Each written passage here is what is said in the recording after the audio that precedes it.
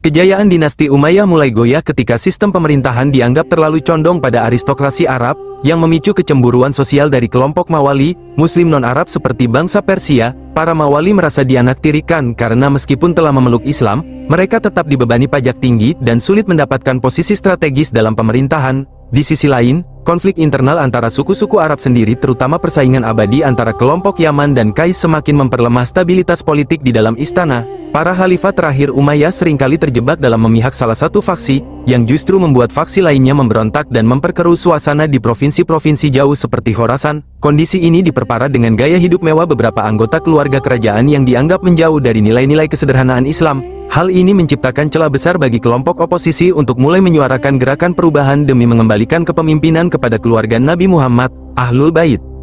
Kekecewaan yang meluas di berbagai lapisan masyarakat menjadi bahan bakar yang sempurna bagi gerakan Abbasiyah untuk mulai melancarkan propaganda secara rahasia. Pusat gerakan ini berada di wilayah Khorasan, Persia, di mana mereka menyebarkan narasi bahwa kepemimpinan umat Islam harus dikembalikan kepada keluarga dekat Nabi Muhammad SAW dari garis keturunan Abbas bin Abdul Muthalib. Dengan slogan, Ar-Ridha min Ali Muhammad, pemimpin yang diridai dari keluarga Muhammad, mereka berhasil menyatukan kelompok Mawali, Syiah, dan faksi-faksi Arab yang tidak puas dengan Umayyah. Tokoh kunci yang sangat berpengaruh dalam menggerakkan massa di lapangan adalah Abu Muslim Al-Khorasani, seorang panglima militer yang karismatik dan ahli strategi yang luar biasa. Ia berhasil membangun kekuatan militer yang solid di wilayah timur, jauh dari jangkauan pengawasan ketat intelijen Umayyah yang berpusat di Damaskus. Gerakan ini tidak lagi hanya berupa diskusi atau penyebaran paham, melainkan mulai berubah menjadi pemberontakan bersenjata yang terorganisir dengan sangat rapi. Panji-panji hitam mulai dikibarkan di Khorasan sebagai simbol duka cita atas penderitaan keluarga Nabi sekaligus sebagai tanda dimulainya revolusi besar yang akan mengguncang pondasi kekuasaan Umayyah.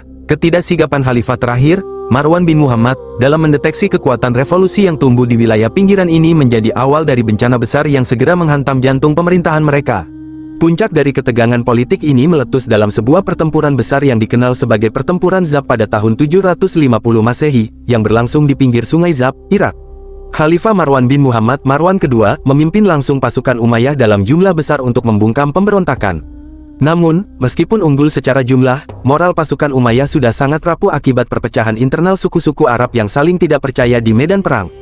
Sebaliknya, pasukan Abbasiyah yang dipimpin oleh Abdullah bin Ali dan didukung oleh strategi brilian Abu Muslim Al-Khorasani, bertempur dengan disiplin tinggi dan semangat ideologis yang membara.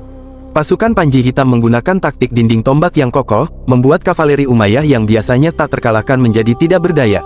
Kekalahan telak di Sungai Zab ini menghancurkan prestise militer Umayyah dalam sekejap. Marwan II terpaksa melarikan diri ke arah barat, melewati Suriah hingga akhirnya mencapai Mesir, sementara kota-kota besar satu persatu mulai jatuh dan menyatakan sumpah setia kepada pemimpin baru dari kalangan Abbasiyah.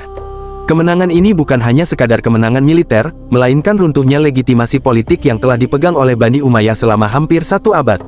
Kekosongan kekuasaan di pusat pemerintahan segera diisi oleh deklarasi Abu al-Abbas as-Saffah sebagai khalifah pertama dinasti Abbasiyah.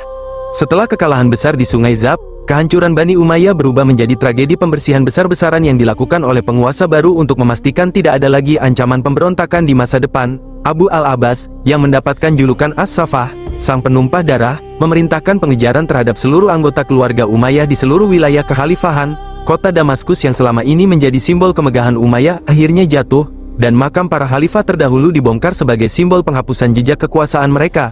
Peristiwa yang paling kelam terjadi dalam sebuah perjamuan makan yang dikenal sebagai Perjamuan Maut. Anggota keluarga Umayyah yang tersisa diundang dengan janji pengampunan, namun di tengah acara, mereka justru dieksekusi secara massal. Tindakan ekstrim ini bertujuan untuk memutus garis keturunan politik Umayyah agar masyarakat tidak lagi memiliki sosok untuk dijadikan pemimpin oposisi.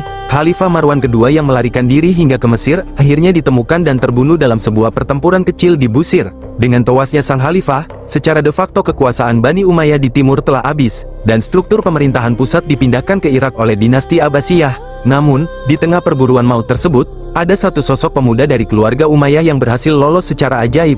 Keberhasilan pemuda ini melintasi padang pasir dan laut nantinya akan menjadi babak baru yang tidak terduga bagi sejarah dunia Islam di belahan bumi lain. Kehancuran Bani Umayyah di timur tidak serta-merta menghapus nama besar mereka dari lembaran sejarah, karena seorang pemuda bernama Abdurrahman bin Muawiyah, yang kelak dijuluki Ad-Dahil atau Sang Pendatang, berhasil meloloskan diri dari pengejaran pasukan Abbasiyah. Ia menempuh perjalanan yang sangat berbahaya selama bertahun-tahun, melintasi Afrika Utara sendirian hingga akhirnya mencapai daratan Andalusia, Spanyol. Di sana, ia berhasil menyatukan sisa-sisa pendukung Umayyah dan mendirikan kekhalifahan Umayyah di Cordoba, yang kemudian menjadi pusat peradaban, sains, dan seni yang paling bersinar di Eropa selama berabad-abad. Sementara itu di pusat dunia Islam, jatuhnya Umayyah menandai berakhirnya dominasi Arab sentris dan dimulainya era Bani Abbasiyah yang lebih bersifat kosmopolitan. Pengaruh budaya Persia mulai masuk ke dalam sistem pemerintahan, dan ibu kota dipindahkan ke Baghdad, memicu lahirnya zaman keemasan Islam, The Islamic Golden Age. Secara historis, keruntuhan ini memberikan pelajaran penting bahwa kekuatan militer dan luasnya wilayah tidak dapat menjamin kelangsungan sebuah dinasti jika keadilan sosial diabaikan dan konflik internal dibiarkan berlarut-larut.